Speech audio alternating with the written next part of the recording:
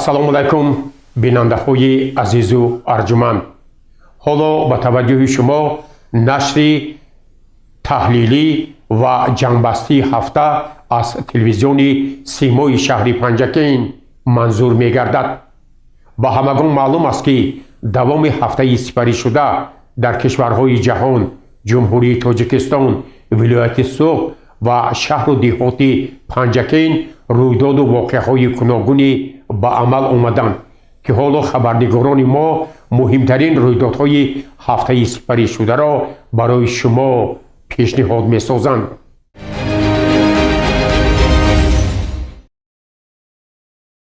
дар толори мақомоти иҷроияи маҳаллии ҳокимияти давлатии шаҳри Панҷакент таҳти роҳбарии раиси шаҳри Панҷакент Абдухолиқ Холиқзода ҷаласаи ҳафтавори назоратии назди раиси шаҳр доир гардид. дар оғози ҷаласа роҳбарони навтаин гардида муаррифӣ карда шуданд. бо фармони сардори агентии суғуртаи иҷтимоӣ ва нафақаи назди ҳукумати ҷумҳурии Тоҷикистон Дӯсталиев Зоҳиршо Раҳматуллоевич аз санаи 29 октябри соли 2025 ба вазифаи сардори раёсати агентии суғуртаи иҷтимоӣ ва нафақаи назди ҳукумати ҷумҳурии Тоҷикистон дар шаҳри Панҷакент ва бо фармони сардори хадамоти алоқаи назди ҳукумати ҷумҳурии Тоҷикистон Бобоева Саломат Муҳаммадҷоновна аз 28 октябри соли 2025 ба муддати санҷиши 3 моҳ ба ҳайси вазифаи сардори маркази алоқаи почтавии шаҳри Панҷакент таъин карда шуданд. дар рафти ҷаласаи ҳафтавор асосан масъалаҳои рушди иҷтимоиву иқтисодии шаҳри Панҷакент барои солҳои 2026-2030, давраи тирамоҳу зимистонгузаронии солҳои 2025-2026, омодагӣ ба таҷлили 80-умин солгарди яке аз рӯзноманигорони шинохта Шодравон Муродулло Шерализода мавриди таҳлил қарор гирифт. қайд гардид ки айни замон дар ҷамоати деҳоти Рӯдакӣ, дар хона-музей, оромгоҳ, муассисаи таҳсилоти миёнаи умумии рақами ҳафтуме ба номи Муродулло Шерализода корҳои таъмиру навсозӣ ва бунёдкориву ободонӣ бо маром идома дорад. иқдоми мазкур бо ташаббус ва маблағгузории мақомоти иҷроияи маҳаллии ҳокимияти давлатии шаҳри Панҷакент ва шахсони хайрхоҳ амалӣ мегардад. барои баргузор намудани ҳашари тозагӣ, тезоидани корҳои ободонӣ ва дар муҳлати муайян ба охир расонидани корҳо масъулин вазифадор карда шуданд. вобаста ба рушди иқтисодиву иҷтимоии шаҳру деҳоти Панҷакент барои солҳои 2026-2030 масъулин баромад карда барои рушди минбаъда муваззаф шуданд. ҳамзамон раиси шаҳри Панҷакент аз роҳбарон бобати иҷрои нақшаи андоз, пардохти маоши кормандон, ташкили коргоҳҳои нав, умуман фаъолияти соҳаи иқтисодӣ пурсон шуда барои фаъолияти пурсамари минбаъда дастур дод.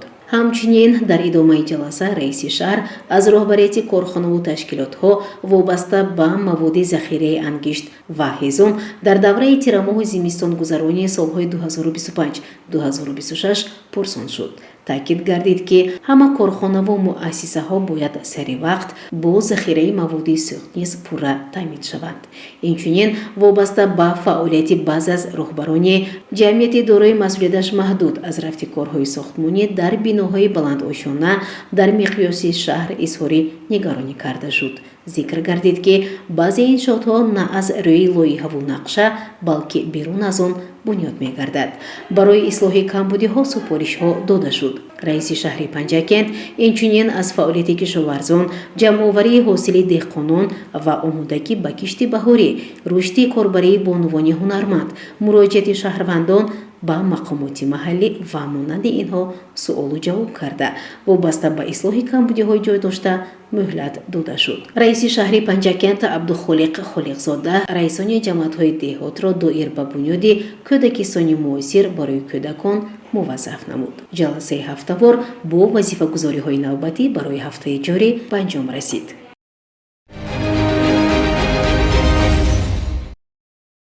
раиси шаҳр Абдухолиқ Холиқзода бо ҳайати корӣ дар ҷароини боздид аз ёдгории меъмории мадрасаи олимдодхоҳ барои ба таъмир фаро гирифтани он ба масъулин дастур дода шуд.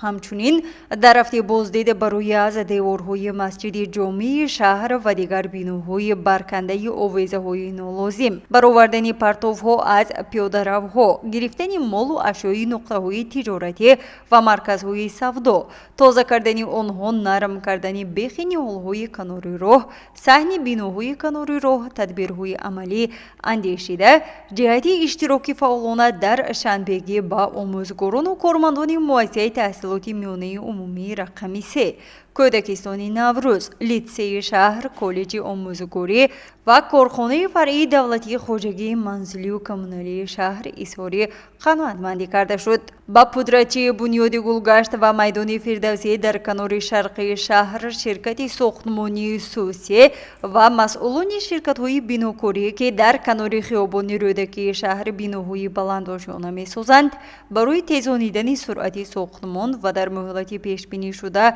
با صفت انجام دادن آن دستور قطعی داده شد. ضمن بازدید به مسئولان کارخانه فرعی دولتی خواجگی منزلی کمونالی شعبه حفظ محیط زیست، مرکز دولتی نظارت سانیتری و اپیدمیولوژی، ساختارهای نظارتی شهرداری، شعبه کارهای داخلی برای زیر نظارت همه‌روزه قرار دادن رفت کارهای تازه‌کاری و آبادانی، پیشگیری سودای سریراهی و ساختمان نقطه‌های غیرقانونی سودا و خدمت رسانی دستورهای مشخص داده شد.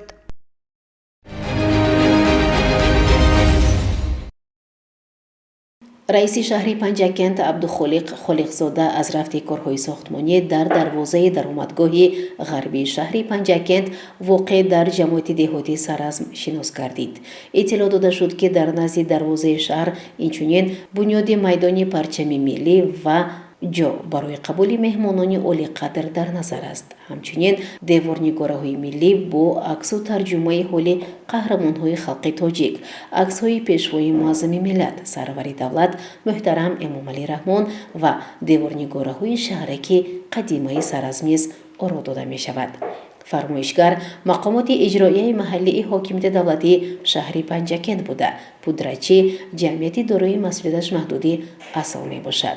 برای با صفت خوب و در مهلت معین شده به انجام رسانیدن کارهای نهایی مسئولین وظیفه‌دار کرده شدند. همچنین رئیس شهر پنجکent از رفت کشتی تکراری در این موضوع دیدن نمود. ضمن شناسایی گفته شد که در مساحت 5 هکتار زمین از جانب رهبریت جمعیت دارای مسئولیتش محدودی پیله تاجیک ماهی فوریه و مارس سال جاری 30,000 درخت توت شناخته شده. امروزها 95% درختان خوب نشأه‌نما یافته.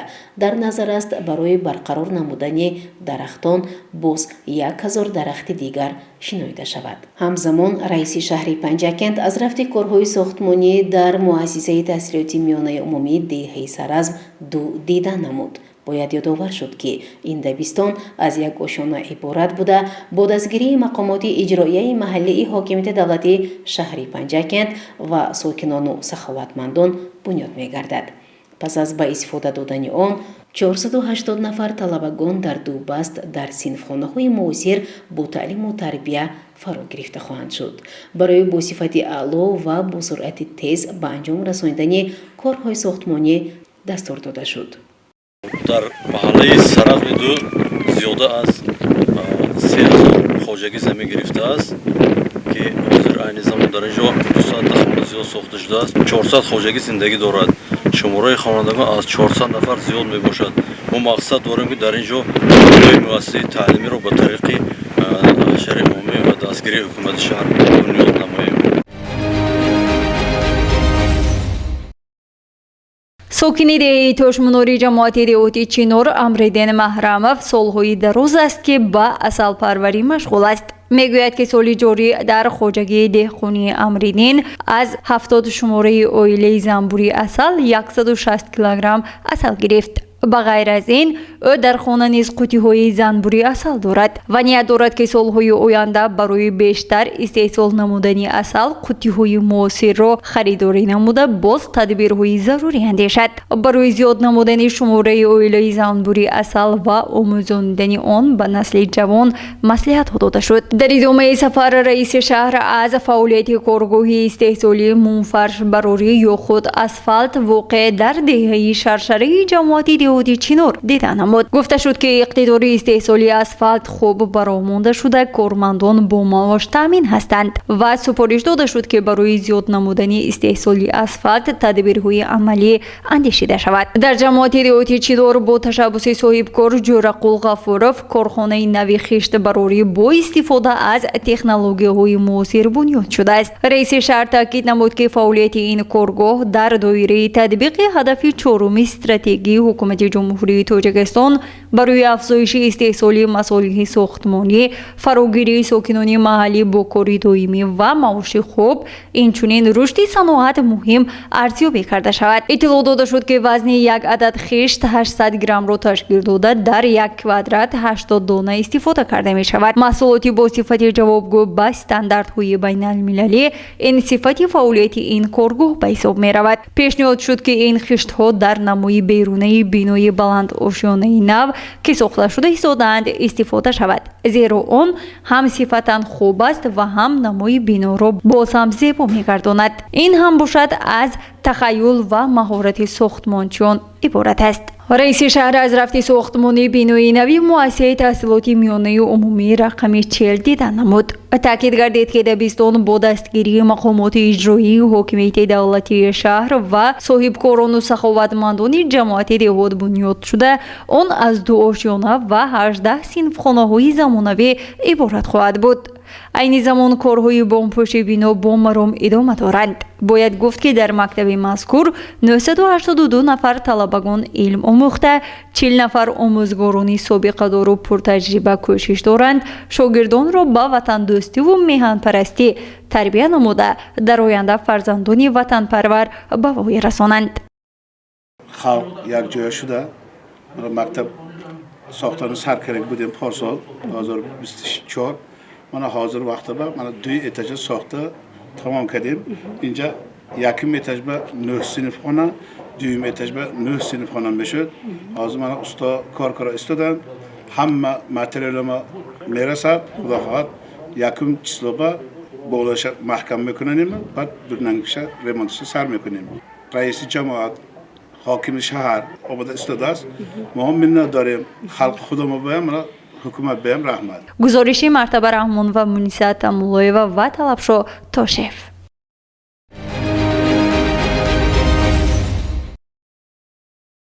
در دایره سزاوار پیشواز گرفتن 35 سالگی استقلالیت دولتی جمهوری تاجیکستان، ساکنان جماعت دهاتی چینور مثل دیگر مردم با شرف کشور دهها انشاءات گوناگون اجتماعی را بنیاد میکنند. با مقصد شناسایی از رفت کارهای ساختمانی، رئیس شهر پنجکند عبدخالق خالقزاده به جماعت دهاتی چینور سفری کاری انجام داد.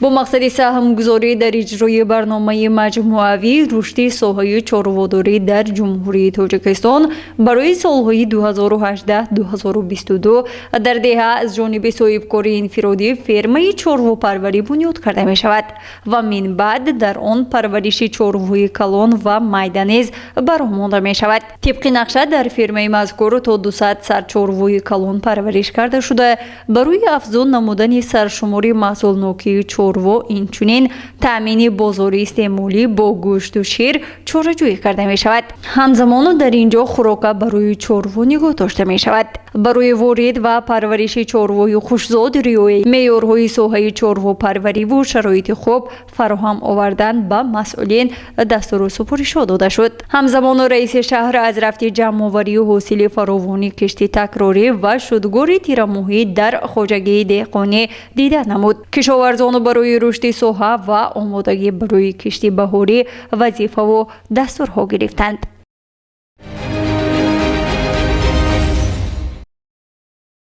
قدرشناسی و دیداربینی با آنهایی که در برقرار نمودن ساخت کنستیتوسیونی سهم گذاشتند، ارج گذاشتند، به خاطره سابقه‌داران جنگ و مهنت، شخصان برومند و عائله‌های احتیاجمند به حکم عنعنه درآمده است. این اقدام در زمینه دستورهای پیشوای ملت پرزیدنت جمهوری تاجیکستان محترم امامعلی رحمان و راهنمایی‌های معاون اول رئیس مجلس ملی مجلس عالی جمهوری تاجیکستان رئیس ولایت سوخت رجب احمدزاده به راه مانده شده است. عرفه روز کنستیتوسیون جمهوری تاجیکستان رئیس شهر پنجکند عبدخالق خالقزاده با رئیس جمعیت اشتراکچیان برقرار نمودن ساخت کنستیتوسیونی در شهر، سابقه‌دار کارهای داخله، ساکن دهه کبودسنگ امانقل حیاتوف و اعضای این جمعیت ساکن شهر افسر مستعفی میلیسا انور رازقوف دیداربین نمود و آنها را با روز کنستیتوسیا تبریک گفت. در همین روز باتورسونای میرزایوا همسر سابقه‌دار جنگ اشتراکچی حرکت مقاومت جمهوری مردمی چین در مبارزه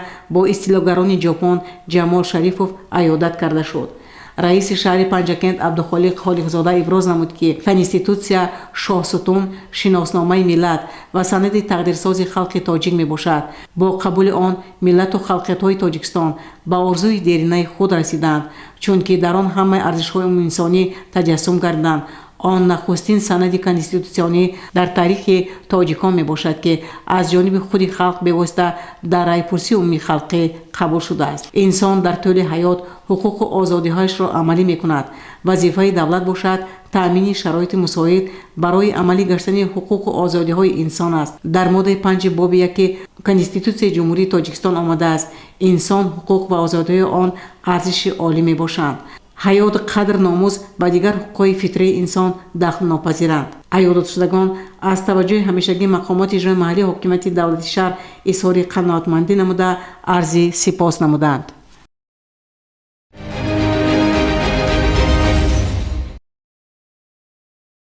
کنستیتوسیا به صفت قانون اولی زمینه‌های حقوقی پیشرفت جامعه را از طریق قبول قانون‌های نو گذاشته مناسبت‌های جمعیتی مختلف را تحت تنظیم قرار می‌دهد. شروع از سده 6 نوامبر سال 1994 که برای بار نخست جمهوری تاجیکستان طریق رای‌پرسی عمومی خلقی کنستیتوسیای دولتی صاحب استقلال تاجیکستان را قبول نمود، همه ساله این سنه همچون سنه تاریخی همچون بختنامه ملت تجلیل می‌گردد.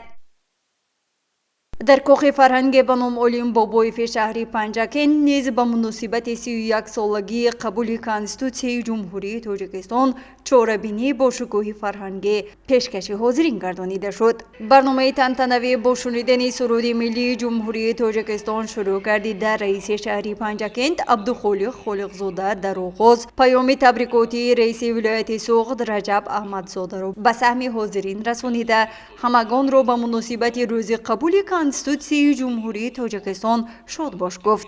رئیس شهر علاوه نمود که کنستیتوسیا به دولت و جامعه تاجیکستان امکانیت فراهم آورد که در مدت خیلی کوتاه به کامیابی‌های نظررس نائل گردند. خلق تاجیک با تکیه به میراث فرهنگی و معنوی ملت به کشوری تبدیل یافت که در آن هویت ملی بالا رفته، مردم شرفمند آن از ذخیره معنوی خویش بهره گرفته پابرجا و استوارتر گردید. اینچنین در کنستیتوسیای جمهوری تاجیکستان اعلان گردید که تاجیکستان دولتی دموکراتی و حقوق بنیاد و اجتماعی بوده برای هر یک انسان شرایط زندگی ارزنده و انکشاف آزادانه را فراهم می‌آورد. همچنین انسان حقوق و آزادی‌های آن ارزش عالی اعتراف گردیده حیات، قدر، ناموس و دیگر حقوق‌های فطری او دخل ناپذیر اعلام کرده شد.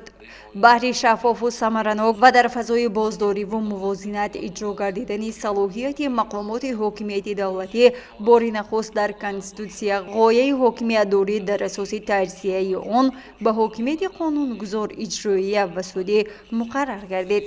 اینک ما 31 سالگی کنستیتوسیای جمهوری تاجیکستان را تجلیل می نماییم و مردم تاجیک با کمال افتخار همه ساله 6 نوامبر را همچون روز قبول کنستیتوسیای جمهوری تاجیکستان جشن می گیرند. در فرجام با استفاده از فرصت مناسب همه حاضرین گرامی را با این روز فرخنده مبارکباد نموده برایشان سلامتی و خانه‌آبادی، پیروزی و سربلندی و بهر پیشرفت و آبادی وطن عزیزمان موفقیت‌های بی‌نظیر را تمنا نمود. چهاره‌بینی آماده نموده بخش فرهنگی مقامات اجرایی و حاکمیت دولتی شهر پنجکند به جشن حسن دیگر ضم نمود. گزارش مرتبه رحمان و خیام جورایف و شعباز قربانوف.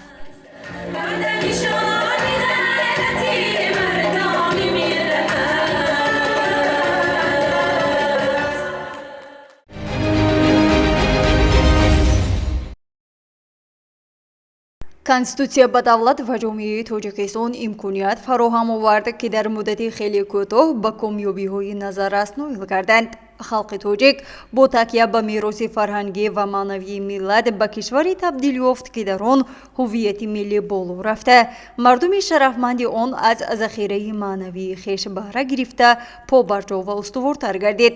инчунин дар конститутсияи ҷумҳурии тоҷикистон эълон гардид ки тоҷикистон давлати демократию ҳуқуқбунёд ва иҷтимоӣ буда барои ҳар як инсон шароити зиндагии арзанда ва инкишофи озодонаро фароҳам меорад. чунин иброз намуд раиси суди шаҳри Панҷакент Юнусода Рустам Пиримқулӣ зимни суханронии худ дар чорабиние ки бахшида ба 31-солагии қабули конститутсияи ҷумҳурии тоҷикистон дар толори суди шаҳр баргузор гардид. дар он инчунин суди шаҳри Панҷакент Мирзозода Манучеҳра Ҳасан, Муҳиддинзода Бузургмеҳр Ҳамро ва Нодирзода Нозимҷон, ҳамзамон котиби маҷлиси суди шаҳри Панҷакент Давлатзода Маҳина сухан намуда иброз намуданд ки конститутсияи ҷумҳурии тоҷикистон нишонаи ҷомаи амалпӯчидани орзуи деринаи миллати тоҷик дар роҳи расидан ба соҳибистиқлолӣ дар чорчӯбаи арзишҳои фарҳангӣ буда маҳз дар сиёсати хиратмандона ва оқилонаи президенти мамлакати мо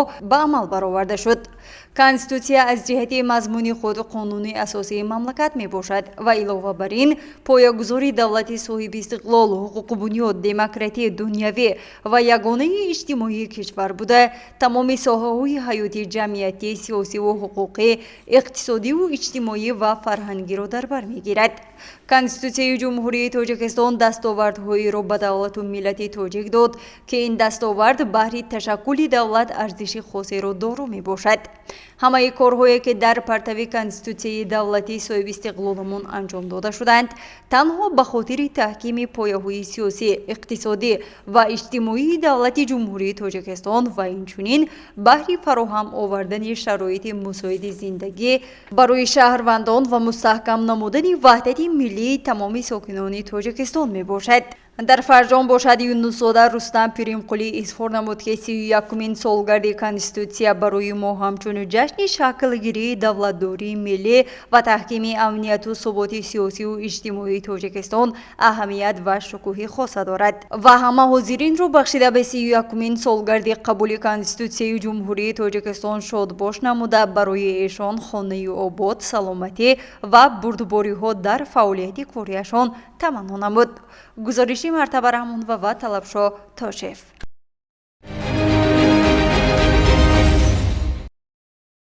дар деҳаи нуристони ҷамоати деҳоти Чинор аз тарафи соҳибкори инфиродӣ Нуриддин Чайқонов сехи пахтатозакунӣ, коргоҳи истеҳсоли орд, равғани растанӣ ва хӯроки қимакардашуда барои чорво таъсис дода шудааст. муовини якуми раиси шаҳр Сабур Собирзода аз фаъолияти ин коргоҳҳои хурд аз наздик шинос гардид. гуфта шуд ки аз рӯи талаботи мардум инҷо орду равғани растанӣ истеҳсол карда шуда бо дастгоҳҳои махсуси муосир пахта тоза карда шуда хӯроки чорво низ қима карда мешавад. барои фаъолияти хуби ояндаву тавсияву маслиҳатҳои муфид дода шуд. дар ҷамоати деҳоти Чинор чанд муддат аст ки ҷамъияти дорои масъулияташ маҳдуди Ҳидоятов Шерзод фаъолият мекунад. ин коргоҳи хурд асосан ба истеҳсоли хишти сементӣ машғул буда дар як моҳ то 6000 дона хишт истеҳсол мекунад. зимни шиносоӣ аз фаъолияти ин коргоҳ соҳибкор изҳор дошт ки талабот ба ин намуди хишт бисёр буда мардум бо арзиши 3 сомонӣ хишти сементиро бо сифати хуб харидорӣ мекунанд. барои бо чашми худ дидану шарту шароити кори дари ширкат барои мизоҷон ҳамеша кушода шудааст, мегӯяд Шерзод Ҳидоятов. дар шаҳри Панҷакент боз як коргоҳи нав ифтитоҳ ёфтааст. ин ҳам бошад коргоҳи сохтмони истеҳсоли ҷевон, мизу курсӣ ва дигар ашёҳои рӯзгор. он дар деҳаи гулистони ҷамоати деҳоти Чинор ҷойгир буда барои сокинон бо сифати хуб намудҳои гуногуни мебелро бо тарҳу намуди зебо ва рангоранг сохта бо нархи дастрас ба фурӯш мебарорад. ташаббускори коргоҳи мебелбарорӣ Насим Рустамзод мебошад.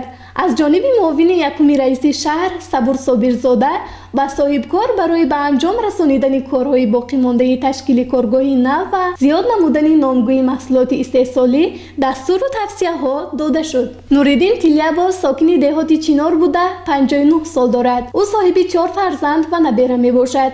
чуноне мегӯянд ба як мард чил ҳунар кам аст. ӯ аз рӯи ин зарбулмасал кору фаъолият карда дар зиндагӣ мақому манзалати худро дорад. ба ҳамин ин касбҳо нигоҳ накарда вақтҳои холигии худро дар замини назди ҳавлигиаш мегузаронад. дар ин замин ӯ ва ҳамсараш номгӯи зиёди зироати кишоварзиро кишт карда аз самараи меҳнат дастранҷи худ дар беҳбудии зиндагии оила саҳм мегузоранд. من تیلاوز ندیدیم و میخواهیم که همون معرفت کشاورزی در هر کدوم بهتر باشد و یک کارم نه، دو کارم نه، سه کارم هر سال مهنت کرده و مهنت حلال روزگارشون برم. ما همون میکنیم، کارچکا میکنیم، بعد از کارچکا منا ضرورتی که هم بازار به چی میرد همین و کوریده میرسونیم و بازار میبروریم. منا نزدیکی شهر، همون نزدیکی همسایه قشلاق کلی میبرد، میفروشد. بو خیر پول میکنن، با خانه با یک چیز میبیارن، بازاره هم آباد، مون هم آباد. مسئله میکنیم که از مون بارین تجربهش بسیار آدم ها مسئله کرد و همین زمین های شام آبش با پروبش با یا حاصلش با همش نگاه کنند، همین پرسان انشالله ما دستیاری میکنیم. чуноне ки дар боло қайд кардем, Нуриддин Тилябов баробари деҳқонӣ кардан бо устогиву кандакорӣ машғул аст. ӯ ҳамроҳи набераву шогирдон намудҳои гуногуни табақи чӯбин, мизу курсиҳо бо расму намудҳои миллиро бо дастони худ месозад. ма ина як ҳафта ба сохтам, як намудоша чӯмоқ кати сохтем, як намудоша фанерои ғасб кати сохтем. баъд ин гулаша ҳам мегӯ спирал кати сӯзонда ва аз болош лак задем. ман ин тарафаша фрезер кати аввал кашида баъд кати рас зада баровардем. мо пештар мефурӯхтем 100 сӯм, 70 сӯм.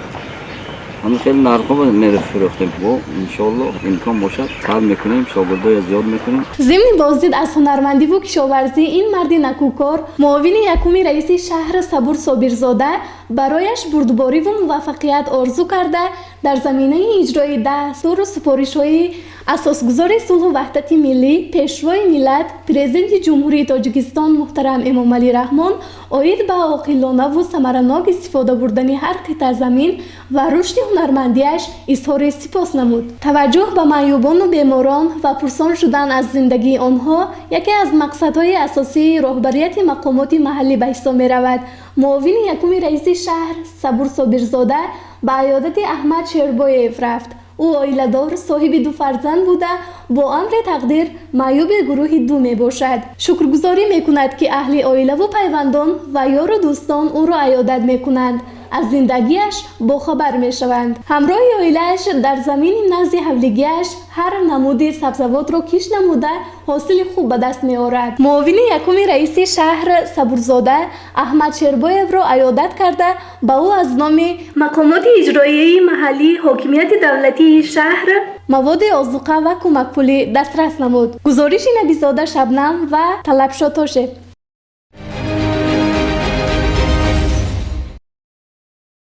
конституtsияи ҷумҳурии тоҷикистон воқеан бахтномаи миллати тоҷик аст, зеро он аввалин конститутсияи давлати соҳибистиқлол ва мукаммале ҳаст ки ба қатори конститутсияҳои беҳтарини давлатҳои дунё аз ҷиҳати ҳифз ва эътирофи ҳуқуқу озодиҳои инсон ва шаҳрвандон дохил шудааст. имсол мардуми шарафманди кишвари азизамон 31-мин солгарди қабули конститутсияи ҷумҳурии тоҷикистонро бо ифтихормандӣ ва шукргузорӣ аз давлати соҳибистиқлол ҷашн гирифтанд. дар ин рӯзи муборак ба бошандагони муассисаи давлатии хонаи интернет пиронсолон ва майбони шаҳри Панҷакент аз тарафи мақомоти иҷрои маҳаллии ҳокимияти давлатии шаҳр дастурхони идона густурда шуд.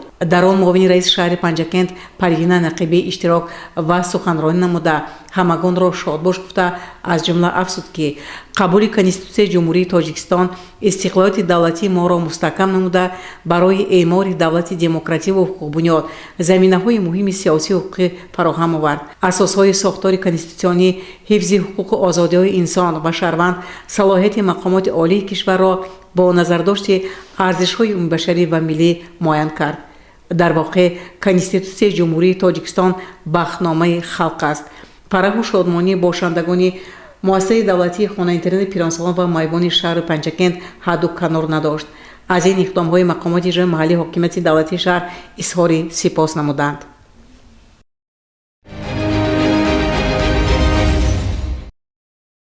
конституцияи ҷумҳурии тоҷикистон 31 сол муқаддам ҳанӯз санаи 6 ноябри соли 1994 дар райпурсии умумии халқӣ қабул карда шуда буд.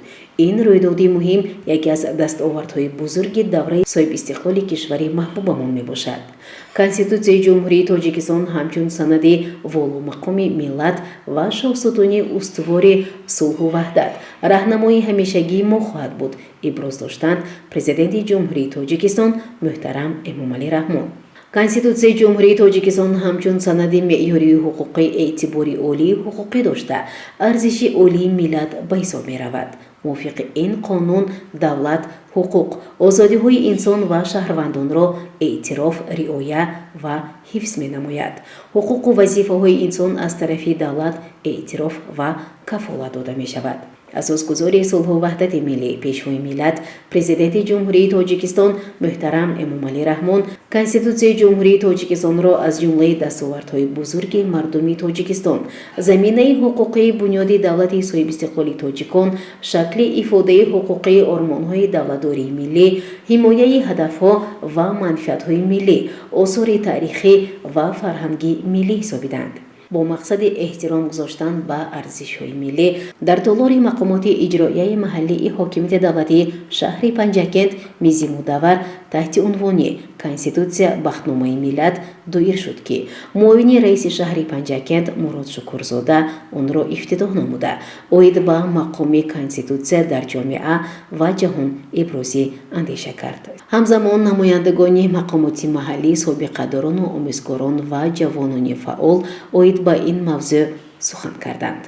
таъкид гардид, ки конститутсияи ҷумҳурии тоҷикистон дар роҳи бунёд ва ташаккули давлатдории миллии тоҷикон пайвастанд бо ҷомеаи ҷаҳонӣ, ҳифзи манфиатҳои милливу давлатӣ, таъмини сулҳу субот, амн, ваҳдати миллӣ ва ҳуқуқу озодиҳои инсон нақши барҷастаи таърихӣ гузоштааст ва месозад, ки мо ин ҳуҷҷати муҳими сиёсию ҳуқуқиро чун гавҳараки чашм ҳифз намуда аз ҳуқуқҳои худ бархурдор бошем.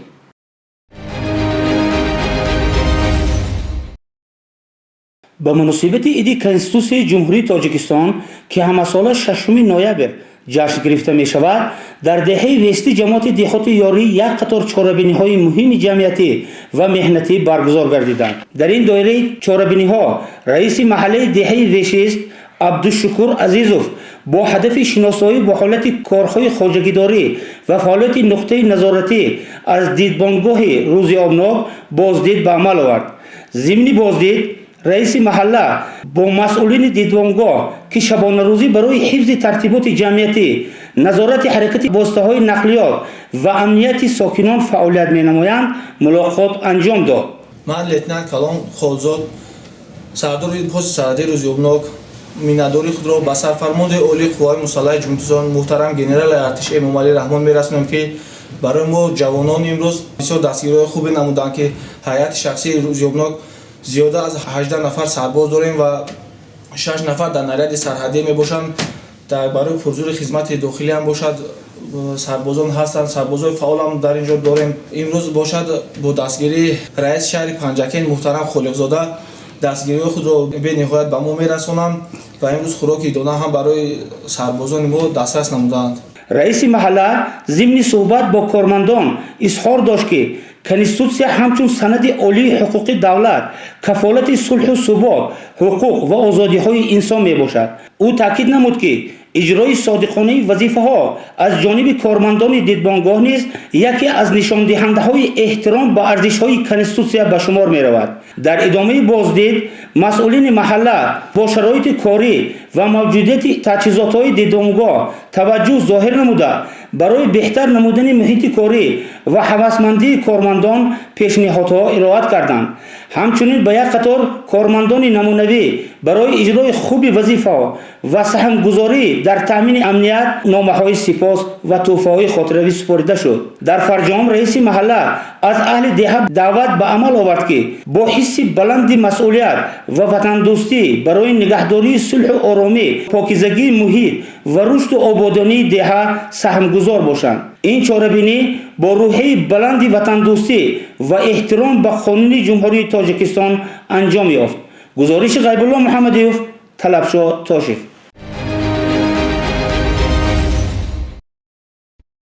воқеан ҳафтае ки сифарӣ гардид дар хотироти мо бо рӯйдоди воқеаҳои гуногунаш сабт хоҳад шуд.